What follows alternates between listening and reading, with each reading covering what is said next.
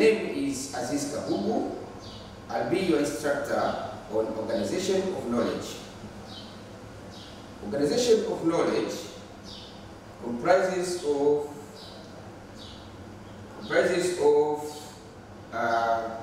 cataloging and classification. In other books, such as Taylor, 2006, if you refer on page 3, you will see the definition that says organization of knowledge is equivalent to information organization or bibliographic control. In this course, you'll be introduced to practices of cataloging and classification. Cataloging and classifications are core elements of the librarianship profession. In other words, this is the backbone of the librarianship. Organization of knowledge, all students are introduced to philosophical foundations, principles, and theories of cataloging and classification. You'll also be exposed to the main features of the major classification schemes and most current tools used in cataloging and classification. You will also be equipped to practical skills of cataloging and classification, such as in the various information sources, or in other words, careers. The content to be covered in this lecture is as follows. 1, you will be introduced to history of cataloging. You will be also introduced to principles of cataloging. You will also get to know what are the functions of catalog, as well as the retrieval tools and forms or types of catalog. The intended learning outcomes after you have completed this lecture, all students, upon the completion of this lecture, you will have understood the following. You'll be able to define what is cataloging. You'll also be introduced to related concepts in cataloging. You can as well narrate the historical trends of cataloging.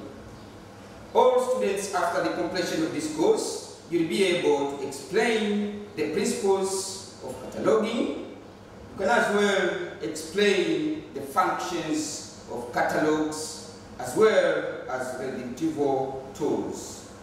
You'll also be able to explain the types and forms of catalogs.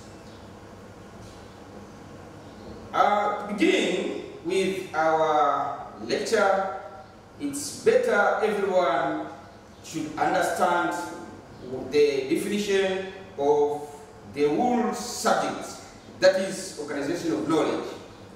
Organization of knowledge, in principle, it's defined as the accommodation of the cataloging. Cataloging, in brief, is the process of transcribing all bibliographic information related to a particular item to where a user or a patron can have access to that particular resource. But you also be introduced to classification. Classification is the study that enables a librarian to group all related subjects in one area to allow easy access of such particular resources. In short, samahani kidogo, kitambulisho ungekipindua, linaweza likaonekana jina. Kipindue hivi. Hamna. Unaweza tukaacha wewe. Maana unajua ni nini? Tahadhari linaweza ikaonekana picha na jina afu sio wewe. Au nikitoka. Sasa hiyo itakulazimu uanze moja. Unaweza tukaendelea hapo. Okay. As I said, organization of knowledge is simply the combination of both cataloging and classification. As As I've explained, cataloging is the process of transcribing an item bibliographic details to a condensed retrieval item. And classification is the grouping of related subjects in one area, such that one person in need of a particular resource will go straight to where all related resources are. Roughly, thoroughly be representative of cataloging and classification. To see the meaning of each, we shall be explaining as we move on our further lectures.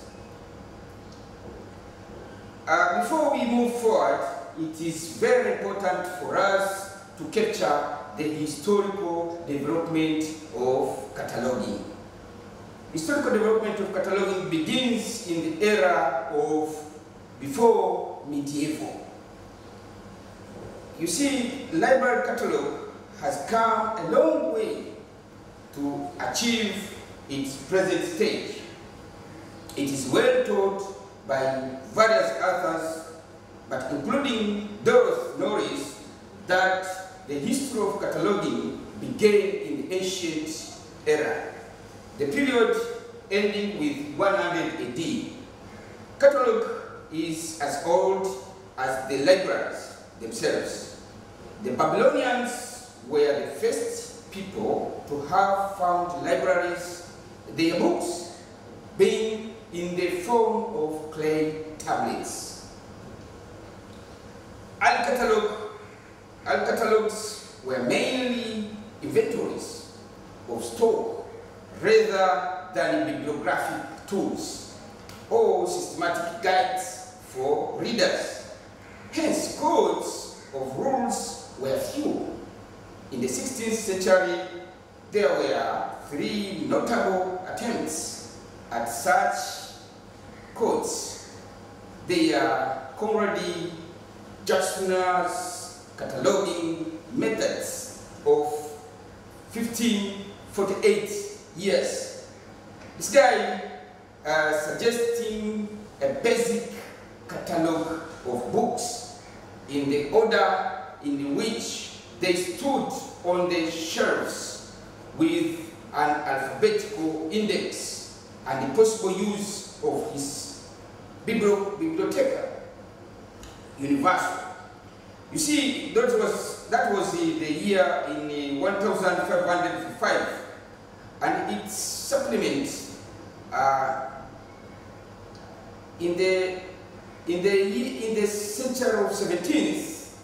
We saw further developments in the making of catalog codes, with the beginning of Bodleian library catalogs and cataloging methods of John Dury and Friedrich de Rusgat.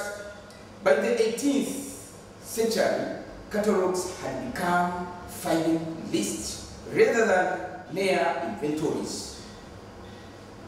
Examples of early library catalog were arranged chronologically or by authors, while few were roughly classified. In the middle of 19th century, it reveals that there was no uniform system for compilation of catalogs, nor were the catalog of any library prepared on the basis of some sets of rules and plan. If you follow the history very proper in between of life, you see the beginning of the modern period. The British Museum published its catalogue of holdings in 2 volumes. That was in the year of 1787. A new edition was also appeared in 7 volumes. It brought out, that was in between year 1815 and 1819. And this catalogue is considered as a basis for study and research in cataloging. It is therefore believing that the last quarter of 18th century is the beginning of the modern period of cataloging. There is a guy known as Babbage. This Babbage invented the rules, and this was the year 1834. Henry Babbage was the then keeper of the printed books. Upon the request by the trustees, he formulated his 16 rules as guidance to the new cataloging work. However, he suggested that the person who can transform these rules and make them progressive was the Antonio Panizzi. So Babbage suggested Panizzi to proceed with such work. So the work of Panizzi will also be explained in our further lectures when we are discussing the Anglo-American cataloging rules codes development. Now let's push ahead and see the principles of cataloging. Mind you, these principles came in the era where all IFLA has come into place and discussed the principles on how to organize properly the resources. They said the first principle to consider most is the convenience of the user. So all our decisions in cataloging should be based on the user's convenience.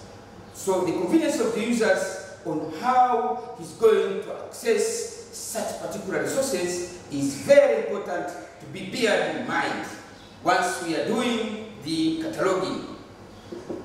This statement replaces and broadens the scope of the Paris principles from just textual works to all types of materials and forms, just the choice and form of entry to all aspects of bibliographic and authority data used in library catalogs.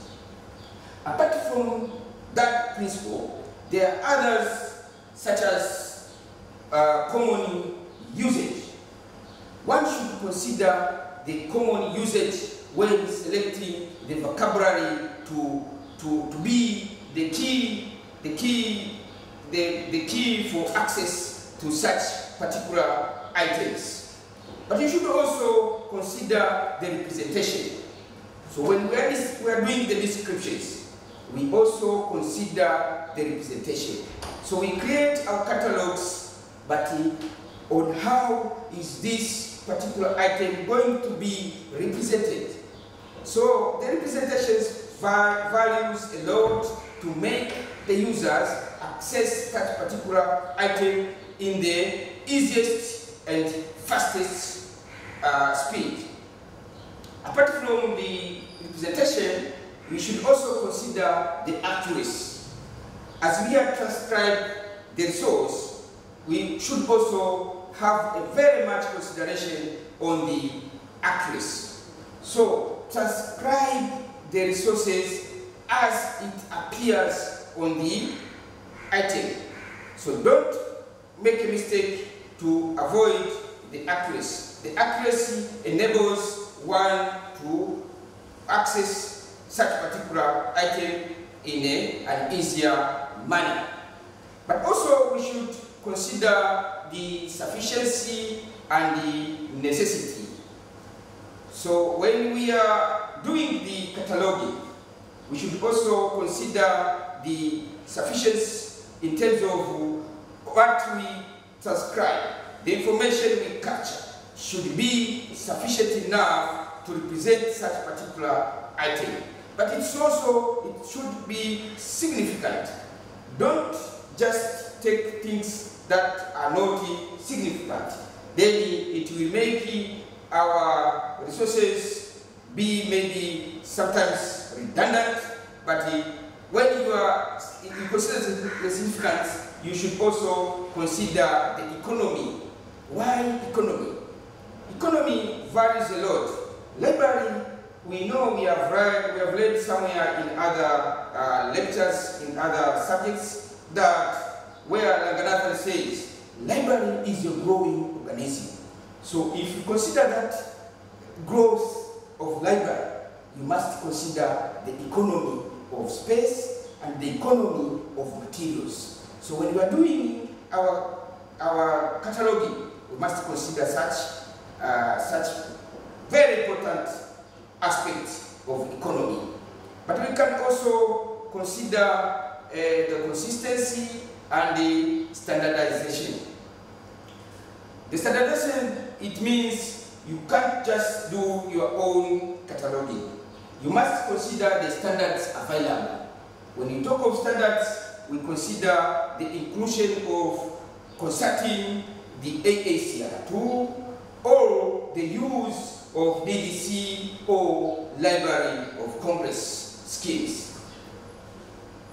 We should also consider the integration. We integrate with other resources such as the electronic resources. How are they going to be integrated with such particular facilities? As we have seen the principles to consider when we are doing our cataloging, we should also consider the functions of catalog. Catalog is very important, and it is made for purposes. We are doing it for the main purpose of making easy access to resource. As we can see here, a cataloging is a guide such that it allows you to the materials present in the collection, and that you can retrieve any particular resource of your need and of your interest. So for us who are doing cataloging, we should consider the interest of our user. And our interest mainly is to quench their information thirst. And now the catalog should be an effective and efficient instrument that enables a user to find bibliographic resources in a collection as the result of a search using attributes or relationships of the resources. It is therefore performed in a variety of functions, and these functions include the following. You should consider how these resources will be found. So, to find a single resources or sets of resources representing all resources belonging to the same work. So, a user or a patron will come with a particular interest or a need of information. So, we catalogers should consider how these resources will be found. And apart from being found, but someone will need to identify. Maybe he has a group of resources that is maybe doing research about. So you want to find which is which one to use and which one not to use. So we should also consider the findability of such particular resources.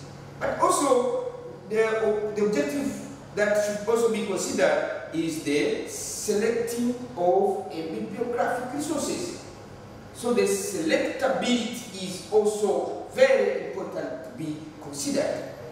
But also the user comes to the library to acquire to acquire such object or an item. So when we are transcribe the objects, we should consider the acquirability, how the student will acquire such particular item. But also we need to consider the navigation, the navigatability, how that thing will be navigated within catalog and beyond. Because our catalog these days is online. So we should also consider when a person is online, how he's going to navigate. So these 5 functions are very, very crucial, and you must understand them fully for being a good cataloger.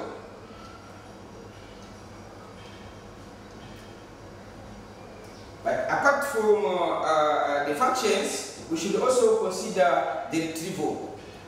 The basic importance of us doing catalog is to ensure the retrieval of the documents. So we see there are retrieval tools. These, what we are preparing, are retrieval tools. Among the retrieval tools is the catalog, and the catalog is outcome of cataloging. But we have further retrieval tools, such as bibliographies. We all know the bibliographies. We can find bibliography, that list of references, when you find them at the end of the book. But apart from that reference, we can also have the full bibliography, such as national bibliography and the union bibliography. So there are a lot of bibliographies. We also see an index as a retrieval tool. That can allow someone to navigate within a book or within the content. But also, you can see we need to know about finding aids. These finding aids allow a person to acquire particular information of interest.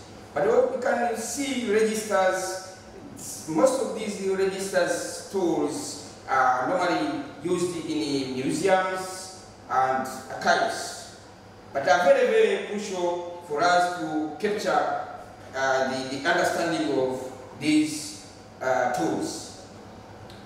We should also think of the forms or the types of catalog. As we know, there are various types of catalog, but we know the common types begins with a book catalog. A book catalog is the oldest type used by many American libraries as the most common form of catalog until the late 1800 years ago. So this was the first invention of catalog. So those catalogers of those days thought of how the resources will be located. They came up with a book catalog. The only disadvantages of book catalog, they are situated in a particular place, unless they are duplicated. If you reproduce them, you make them in various copies, then they become user-friendly to many users. But if it is only one, it becomes static, and you see when it is used, it makes a congestion of users in a particular place. So it was used for some years, but when they looked at the handles of it, they said, no, we cannot stick on this particular kind of access. Let us also consider the other avenues. So they came with a card catalog. A card catalog has been used for many years, and they are still being in use even current. You see, a card catalog is a condensed card that capture all important bibliographic details of a particular item. So when a user or patron comes, just go straight to a small cabinet that is housing several cards. And these cards are made in multiple access. When I say multiple access, I mean you find one card maybe in an author, another card in a subject, another card in a title. So these are multiple access. And why do we go for multiple access? Multiple access allow a person to have a convenience of search, a convenience of locating particular item. So a user, when it comes to the library, maybe knowing an author. So before even approaching the librarian, may go straight to the cabinet cards and look for this particular item, particular book of interest with an idea of such particular author. But sometimes the user doesn't know the author or doesn't know the title, but he knows the subject. So he comes straight to the library with the subject in mind. So even if he or she decide not to invoke the librarian, can go straight to the card cabinet and try to locate the subject. Apart from being aware of the subject, the user may be knowing the title. So with the knowledge of the title, can also go straight to the card cabinet and locate such a particular item. So that's the purpose of having various cards in various ways of locating. You see, a library catalog, you see in English, it's catalog, that is C-A-T-A-L-O-G, but in British, it is catalog with, that is C-A-T-A-L-O-G-U-E. But it is used,